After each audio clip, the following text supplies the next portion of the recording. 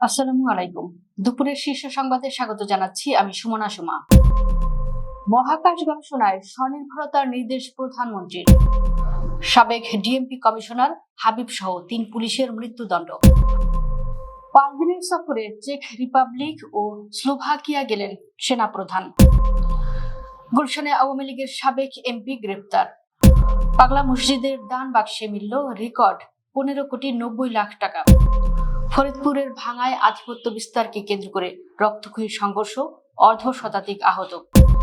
ফেনীর ফুলগাজীতে pickup autorickshaw সংঘর্ষে মা মেয়ে সহ নিহত 3।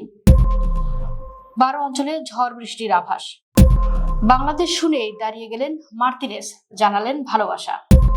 বাংলাদেশিদের জন্য ভিসা চালুর খবরে কলকাতার ব্যবসায়ীদের মিষ্টি বিতরণ। কুয়েত বাহরাইনের 8 মার্কিন ঘাঁটিতে ইরানের পাল্টা হামলা।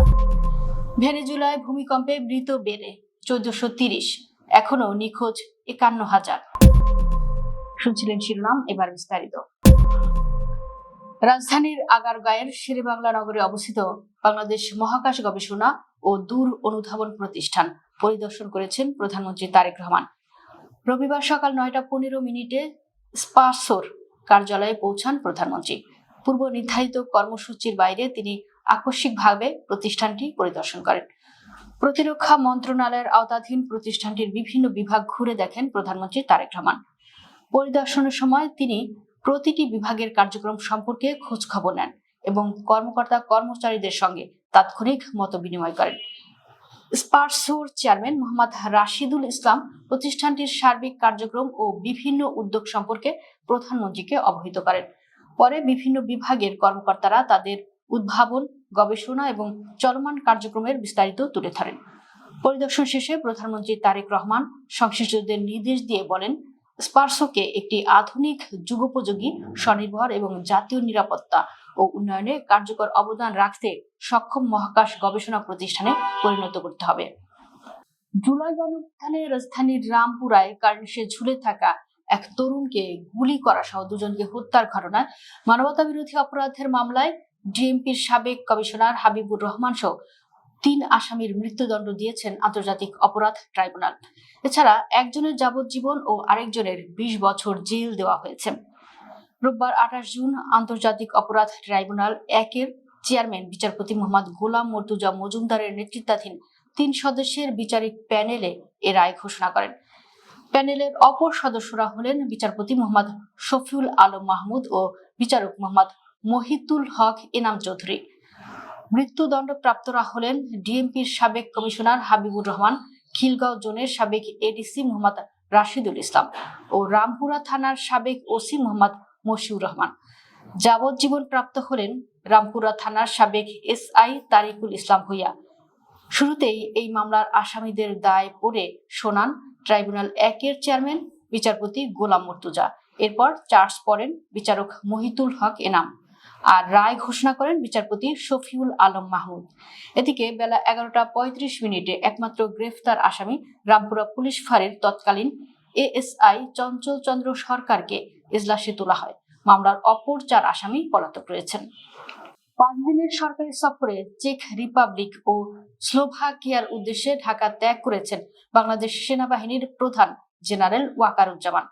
রোববার সকালে আন্তঃবাহিনী জনসংযোগ পরিদপ্তর এক বিজ্ঞপ্তিতে জানিয়েছে, সফরকালে দ্বিপক্ষীয় প্রতিরক্ষা সম্পর্ক ও সামরিক সহযোগিতা আরো জোরদারের লক্ষ্যে চেক রিপাবলিক ও স্লোভাকিয়ার প্রতিরক্ষা সংশ্লিষ্ট গুরুত্বপূর্ণ ব্যক্তিদের সঙ্গে সেনাবাহিনীর প্রধানের বৈঠক ও সৌজন্য সাক্ষাতের পরিকল্পনা রয়েছে।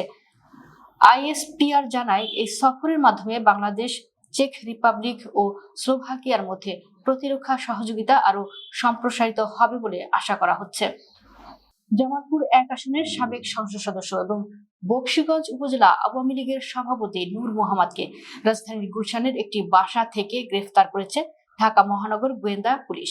তার বিরুদ্ধে বিস্ফোরক দ্রব্য আইনের মামলা সহ সাম্প্রতিক ককটেল বিস্ফোরণের ঘটনায় দায়ের হওয়া মামলায় সংশ্লিষ্টতার অভিযোগ রয়েছে। রোববার ডিএমপির সংবাদ বিজ্ঞপ্তিতে তথ্যটি নিশ্চিত করা হয়। বিজ্ঞপ্তিতে বলা হয়েছে, গ্রেফতার নূর মোহাম্মদ জামালপুর জেলায় দায়ের করা বিস্ফোরক দ্রব্য আইনের একটি মামলার এজাহারভুক্ত আসামি। এছাড়া গত 18 জুন রাজধানীর মহাখালী বাসস্ট্যান্ড এলাকায় সংঘটিত মিছিল ও ককটেল বিস্ফোরণের ঘটনায় দায়ের করা মামলায় তিনি সন্দেহভাজন আসামি।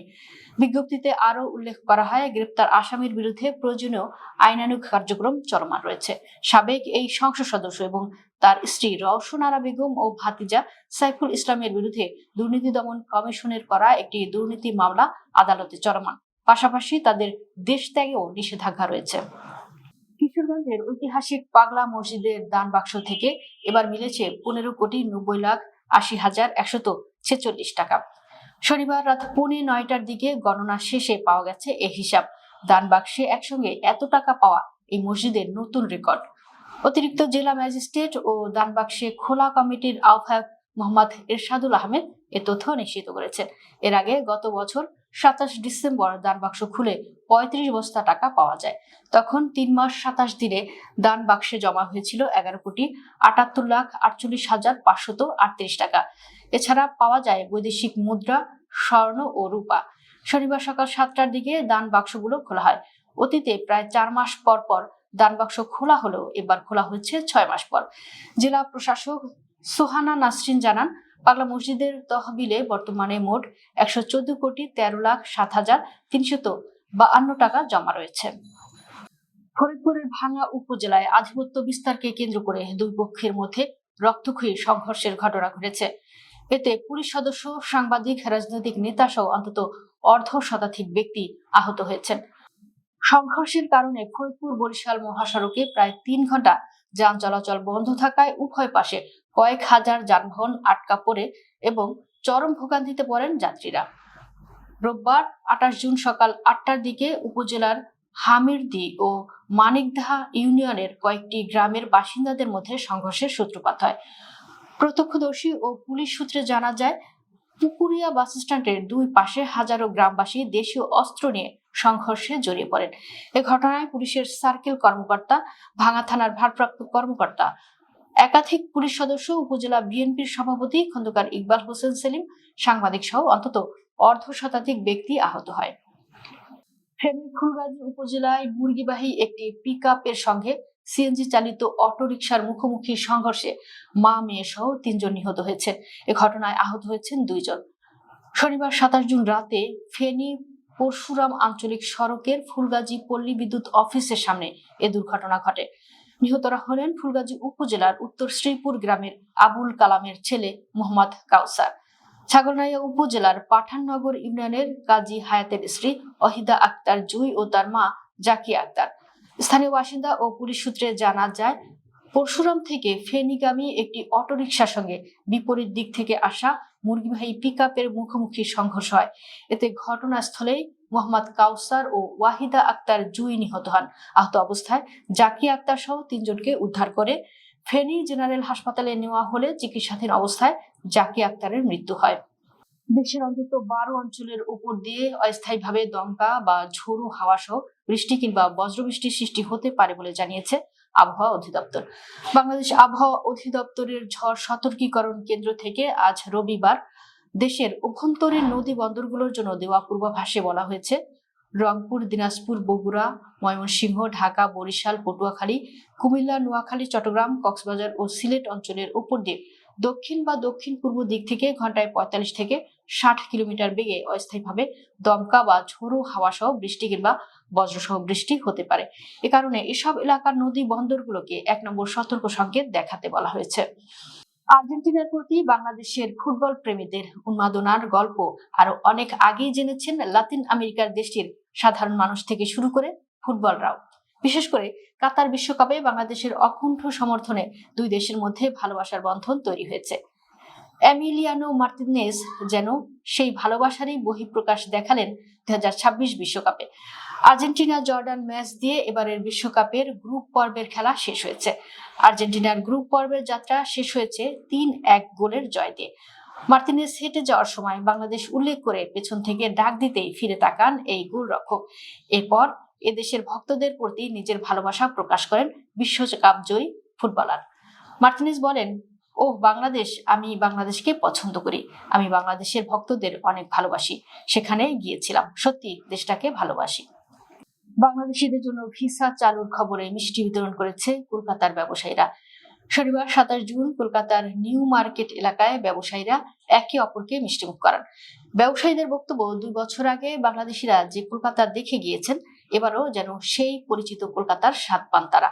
কোনো ভয় বা অনিশ্চয়তা ছাড়াই যাতে পর্যটকরা কলকাতায় আসতে পারেন, সেই পরিবেশ তৈরি করাই তাদের লক্ষ্য। 2024 সালের 5 আগস্টের পর বাংলাদেশিদের জন্য ভ্রমণ ভিসা বন্ধ থাকায় সবচেয়ে বেশি ক্ষতিগ্রস্ত হয়েছিল কলকাতার নিউ মার্কেট ব্যবসায়ীদের। দীর্ঘ সময় ধরে বেচাকেনা কমে যাওয়ায় অনেকে ঋণ নিতে হয়েছে। কেউ কেউ ব্যবসা গুটিয়ে ফেলেছেন, আবার অনেকে পেশা বদলাতে বাধ্য হয়েছেন। যুক্তরাষ্ট্রের ইরানের সিরিক শহর ও কেশম দ্বীপে হামলার পর মধ্যপ্রাচ্যের অন্তত 8টি মার্কিন সামরিক স্থাপনাকে লক্ষ্য করে পাল্টা অভিযান চালানোর দাবি করেছে ইসলামিক রেভলিউশনারি গার্ড কোর। স্থানীয় সময় শনিবার 27 জুন দিবাগত রাত 2টা থেকে 3টার মধ্যে নৌ ও মহাকাশ বাহিনী যৌথভাবে এই অভিযান চালায় বলে জানিয়েছে তারা। আইআরজিসি এক বিবৃতিতে জানায়, কুয়েতের আলী আল সালেম বিমান ঘাঁটি এবং বাহরাইনের সালমান বন্দরে অবস্থিত যুক্তরাষ্ট্রের 5ম নৌবহরের সদর দপ্তর সহ 8টি গুরুত্বপূর্ণ মার্কিন সামরিক স্থাপনা হামলার লক্ষ্যবস্তু ছিল। হামলায় ব্যালিস্টিক ক্ষেপণাস্ত্র ও ড্রোন ব্যবহার করা হয়েছে বলেও দাবি করেছে ইরানের এই সামরিক বাহিনী। বিবৃতিতে আরো বলা হয়, এর আগে দিনটির শুরুতে শত্রুপক্ষ ইরানের 5টি উপকূলীয় চৌকিতে মার্কিন হামলার চালানোর পরে এই পাল্টা অভিযান পরিচালিত হয়। আইআরজিসি বলেছে, যুক্তরাষ্ট্রের স্বভাবই হলো প্রতিশ্রুতি ভঙ্গ ও চুক্তি লঙ্ঘন করা। ভেনেজুয়েলায় 2টি শক্তিশালী ভূমিকম্প আঘাত হানার 3 দিন পার হয়েছে। এরপরও দেশটিতে ধ্বংসস্তূপে আটকা পড়া বাসিন্দাদের উদ্ধার অভিযান অব্যাহত রয়েছে। এখন পর্যন্ত এই ঘটনায় মৃতের সংখ্যা বেড়ে 1430 জনে পৌঁছেছে। এছাড়া 51,000-এর বেশি মানুষ নিখোঁজ রয়েছেন। শনিবার 27 জুন কাতার ভিত্তিক সংবাদ মাধ্যম আল জাজিরার এক প্রতিবেদনে এ তথ্য জানানো হয়েছে। দেশটিতে গত বুধবার রিখটার স্কেলে 7.2 ও 7.5 মাত্রার 2টি শক্তিশালী ভূমিকম্প আঘাত হানে। এতে উপকূলীয় লা গুয়াইরা অঞ্চলে ব্যাপক ক্ষয়ক্ষতি হয়েছে। এলাকাটিতে দুর্যোগ কবলিত ঘোষণা করা হয়েছে। উদ্ধার কাজে বিঘ্ন ঘটায় শুক্রবার রাত থেকে এলাকাটিতে যাতায়াতের উপর বিধিনিষেধ আরোপ করেছে কর্তৃপক্ষ। সরকারি উদ্ধার অভিযানের সংকটের কারণে স্থানীয়রা খালি হাতে ধ্বংসস্তূপে সরিয়ে স্বজনদের উদ্ধারের চেষ্টা করছেন। ভূমিকম্পের পর জীবিত উদ্ধার অভিযানের জন্য গুরুত্বপূর্ণ 72 ঘন্টা শেষ হয়ে আসছে বলে সতর্ক করেছে সহায়তাকারী সংস্থাগুলো। দর্শক, ভিডিওটি শেষ পর্যন্ত দেখার জন্য আপনাকে অসংখ্য ধন্যবাদ। নিত্য নতুন ভিডিও পেতে আমাদের ইউটিউব চ্যানেলটি সাবস্ক্রাইব করুন এবং নিয়মিত নোটিফিকেশন পেতে বেল বাটনটি ক্লিক করুন। আমাদের ফেসবুক পেজটি ফলো করুন। এছাড়াও আমাদের ভিডিও লাইক, কমেন্ট ও শেয়ার করুন। আল্লাহ হাফেজ।